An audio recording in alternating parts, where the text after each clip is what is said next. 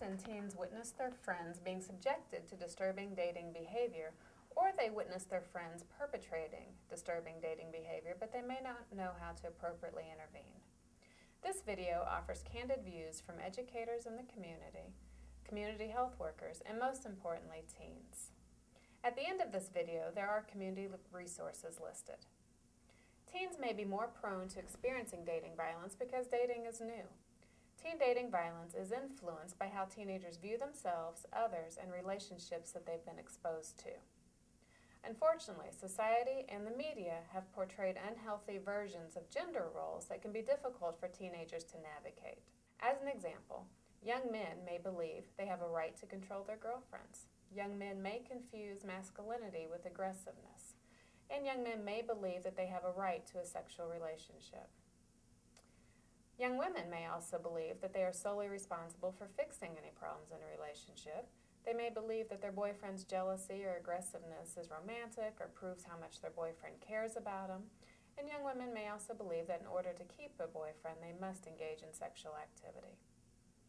Both young women and young men face a lot of peer pressure to behave in a certain manner while dating.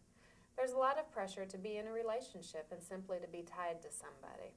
It should be noted that all of this information is true for teenagers engaged in a same-sex relationship. All teenagers, regardless of who they're dating, deserve to be in a safe and respectful relationship. Teen dating violence has reached epidemic highs. Most adults are unaware of how common teen dating violence is and are ill-equipped to deal with the issue should it arise. In order to effectively address teen dating violence, we must bring the issue into the open. The hope is that more awareness will be placed on the prevention and providing teens the awareness and education to make safe decisions in their own life. Through heightened awareness and education, we can work together to eliminate dating violence and to help young men and women develop safe and respectful dating boundaries. Approximately 1 in 3 teenagers has experienced domestic violence in a relationship. Once, about a year ago, there was this girl who, the thing is, you don't notice whenever there's a relationship. It's hidden. It's behind the scenes. A girl was dating this boy, and from the outside, it looked like they were perfect, the it couple to be. And they were in love. They fell in love. They became best friends. But then you looked closer. There was a girl named Lauren, and she lived in Massachusetts. And this was 3 years ago. She met this boy. His name was Nathaniel, and he was the star football athlete. And then they started dating, and then they were in this relationship, and they both loved each other very much. And it was like the perfect couple to be, you know. She was like the popular girl, and he was a star athlete, and they were perfect. And then things started going downhill. A couple years ago in Texas, there was this boy, and ever since he was in 5th grade, his parents would abuse him, and so he never really knew how to treat a girl right or like how to be in a good relationship. So in 8th grade is when it all started. He had a girlfriend, and it all went downhill from there.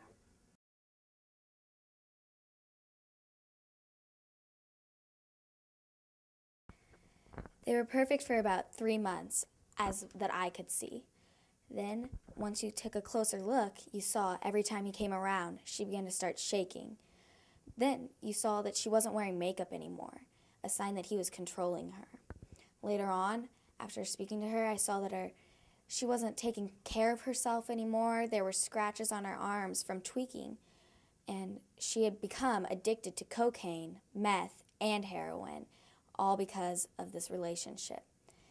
Her boyfriend, who was supposed to be the perfect guy, her best friend, and they were supposed to be in love, had turned bad. He turned her into a meth addict, heroin and cocaine, and abused her for the drugs.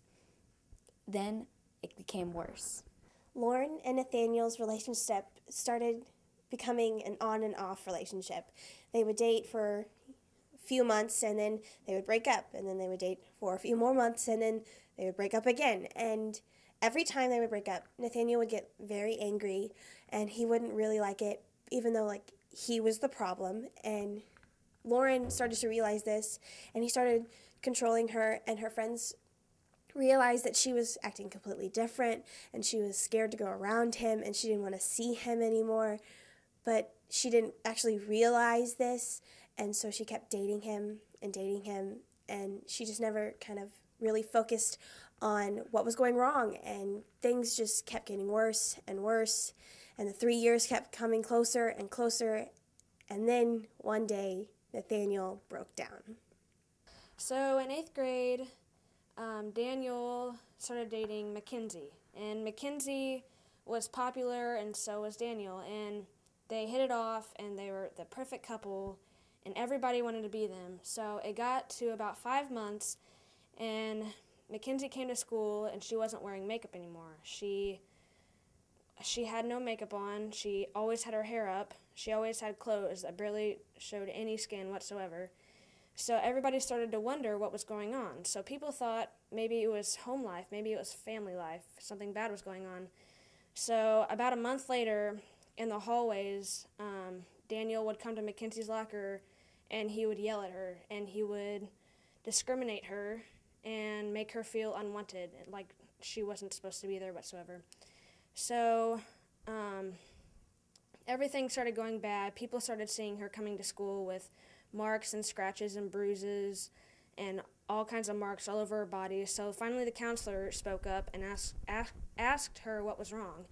And she told her that it was her boyfriend. So he went on, and he got in trouble, and because he would have never gotten in trouble if she did not speak up. So he went on, and he went to high school, and that's when it got even more worse.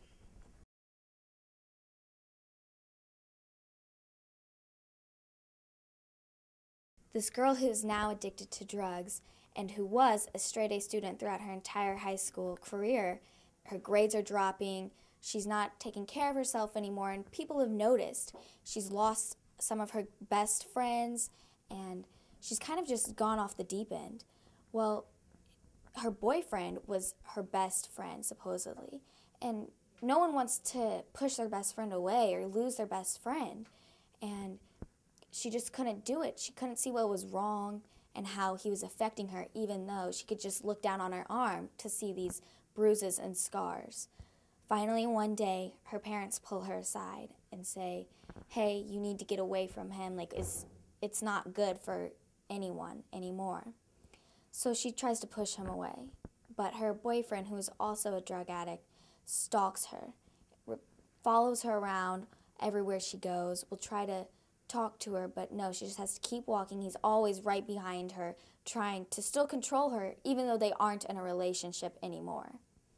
Then, one day, she's had enough, and she's broken down, and she has to go to the police station to turn in her best friend in the whole entire world, who she loves. She has to turn them in for stalking her and abusing her. It was the summer of 2011 when a biker was bicycling down a trail, and he found this body, and it happened to be Lauren Astley's body, and she had been strangled, and her throat was cut open. Her boyfriend Nathaniel did this after the final breakup. It was a big blowout breakup after 3 years of a relationship, an on and off horrible relationship, and he finally blew up and cracked, and he killed her because he couldn't stand it anymore, and that's just how violent he was with her. And Nathaniel had even gotten a scholarship to college, and he had to throw it all away because he was so violent with his girlfriend, and he didn't really understand safe dating, really. And he just killed her, and it's not something that I think that you guys should hear about, but it's something that's real, and safe dating is so important, and it's just, you have to be cautious so horrible things like this don't happen anymore. Okay, so Daniel went on to high school, and he turned out to be a star athlete. He was quarterback on the football team. He was popular. All the girls wanted to be with him. The teachers no longer had to keep an eye out for him because they thought he had grown up learn from his mistakes. Nobody even thought about it. Everybody thought he was over it. Everybody thought he was awesome. So about middle of junior year, he met another girl, Larissa, and they started talking for about 2 months before Larissa had to break up with him. They broke up because he was so abusive that she had deep cuts from where he would throw her around and she would hit stuff.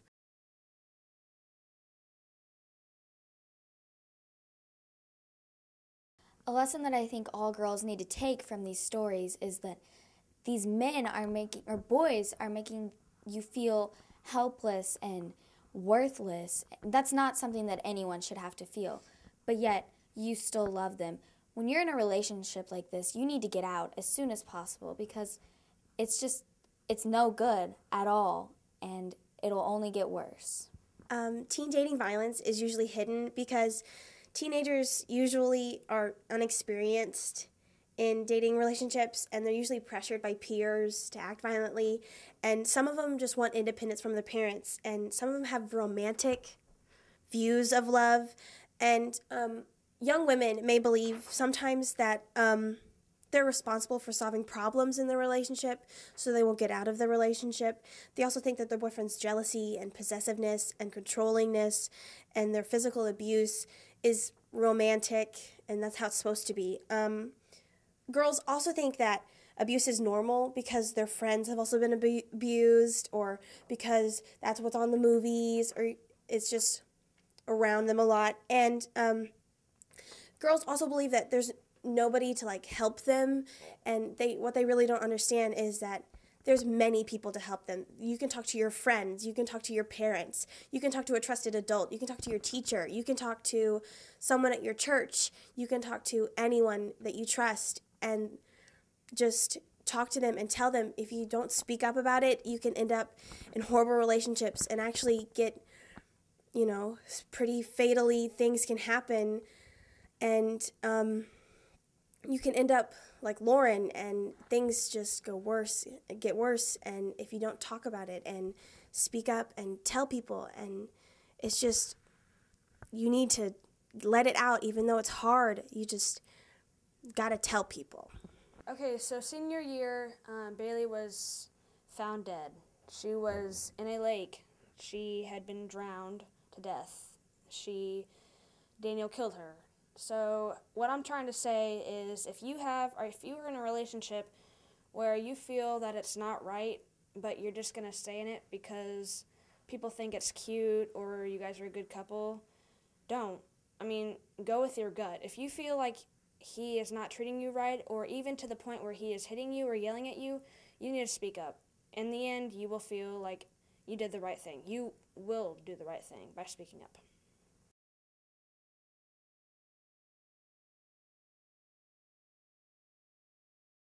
Love shouldn't hurt. Prevent teen dating violence. Love shouldn't hurt. Prevent teen dating violence. Love shouldn't hurt. Prevent teen dating violence.